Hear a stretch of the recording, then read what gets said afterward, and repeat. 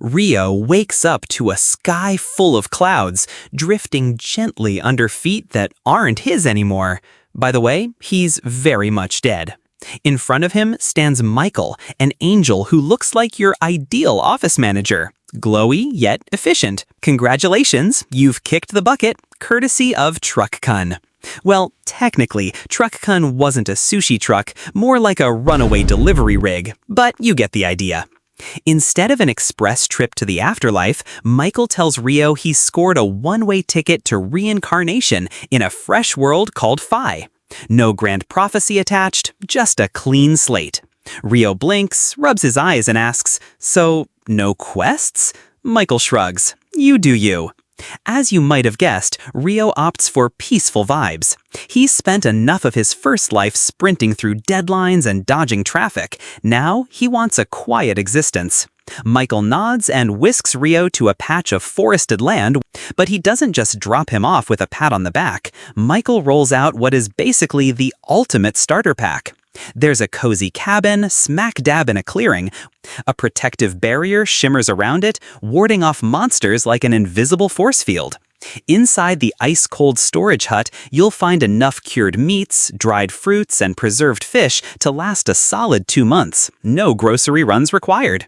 2 tutorial tomes cover elemental basics, and a sturdy survival knife is strapped to the wall.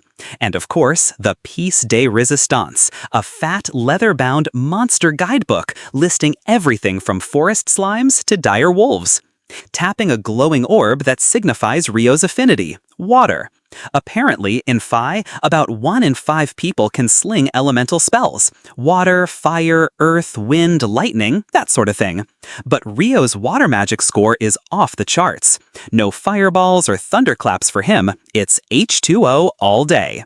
At this point, Rio's brain basically short-circuits from excitement.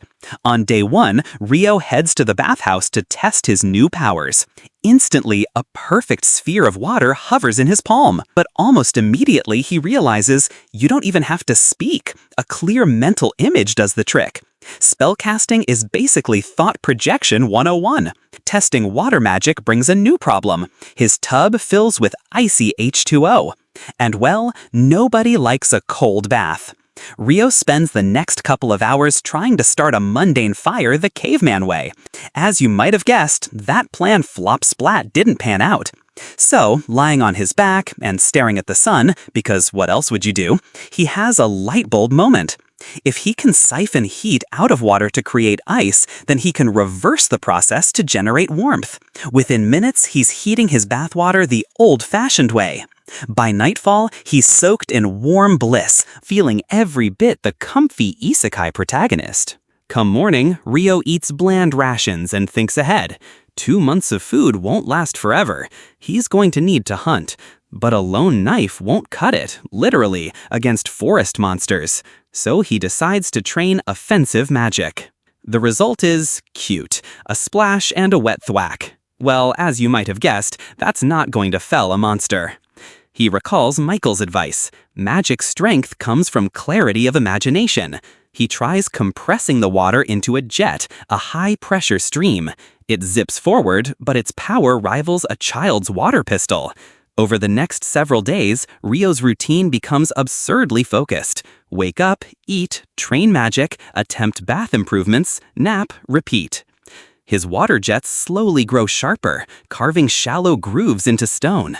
Ice magic doesn't come as naturally. Conjuring ice from thin air takes 3 solid minutes and leaves him gasping. Launching that ice lags behind his water ball finesse. He pushes himself so hard one evening that he collapses from mana exhaustion. Next morning, though, bright and early, he's back at it. Adrenaline and determination fuel him. Before long, he aces instant ice summoning. His water jets can slice edges, but still lack raw power. Meanwhile, food supplies dwindle, so he straps on the knife and his growing confidence and ventures into the forest. Animal tracks lead him to a riverbank where glinting quartz crystals lie on the stones, perfect for fire starting by striking against his blade. He pockets a few, along with some detox herbs, just in case. Without warning, a guttural growl rips through the air. Rio pivots and sees a lesser boar charging, tusks lowered. His heart hammers, panic flares, but he's trained enough to react. He leaps aside, then stamps the ground, forming an ice ramp beneath the boar's hooves. It slips in a spray of mud and ice.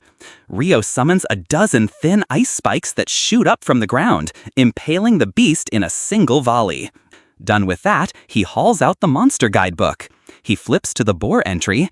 Turns out it's the weakest creature in these woods. Well, most beasts are more complex. 2 pages at the book's end catch his eye. Dragons, the kind of creature nobody should mess with. A single dragon can apparently destroy cities with ease. The guide clearly states, don't fight or run, you'll lose either way. Then there's the Akuma, fallen angels with 0 data. Just 1 note under their entry. Meet one, you die. Next morning, Rio sets out again, cautious now, to gather more food. Everything's quiet until a shadow sweeps overhead. A giant assassin hawk crashes down, wind blade wings slicing the air like living swords. He fires water jets, but the hawk spins away with preternatural speed and returns with another wind slice. At the last second, Rio blocks with an ice wall that cleaves the hawk's eye. It screeches, tumbles, but takes to the skies with 1 eye and an unspoken promise. I'll find you. Heart pounding, Rio exhales. He's alive, but not unscathed. It wasn't the leisurely stroll he'd hoped for. He wanders so deep that dusk falls before he notices, and he's hopelessly lost. As night drapes over the trees, he stumbles on a clearing bathed in an ethereal glow. In the center, standing knee-deep in a phosphorescent lake, is a Dullahan, headless, armor gleaming, sword in hand. Over the following weeks, Rio's daily life becomes a mix of hunts, water magic drills, and nightly duels with the Dullahan. His water jets sharpen into solid blades of H2O. He even masters food preservation with minimal fuss, salting meat, drying fish. Yet the Dullahan outclasses him every single time. He swings an ice staff, the Dullahan deflects with ease. He raises ice shields, they shatter. Then one night, the Dullahan does something unexpected. It channels water magic through its sword, stretching the blade into a whip-thin lance. Rio's jaw drops. With deliberate grace, the Dullahan hands over the sword and steps back onto the water surface, disappearing into the mist. One day, during one late afternoon hunt, Rio encounters the assassin hawk again. But this time it's darker, almost obsidian black, like raven feathers dipped in ink. It has evolved for vengeance. Wind slashes now shear through his 5 ice walls like paper. Panic claws at him. He bolts across an open field, erecting ice barricades mid-stride. He fires spikes, but the hawk dodges with rocket-like speed. Then a screech erupts. Before he can react, though, electricity crackles in the sky. The hawk channels lightning and hurls a bolt that would have vaporized him. Quick thinking, Rio grabs a fallen branch, plants it as a lightning rod, and dives aside. The bolt arcs into the stick, splitting it. Shaken but alive, he staggers up to face his foe. The hawk dives for the kill. He rides the momentum into a counterstrike, plunging the ice sword through the hawk's neck. It clatters down, wings splayed. Rio rises slowly, breathing hard. He kneels beside the fallen hawk, fingertips brushing its rough feathers. I know, he whispers, you just wanted to be stronger. No hatred, just hard-won respect on both sides of life and death. Rio gathers himself and sets off for home by moonlight, body aching from the adrenaline. He hasn't gone 10 steps when the ground trembles. A shadow bigger than a building blocks the path. Rio freezes. Dragons, the apocalypse beasts of Fee. His heart hammers. Well, he thinks, this is it.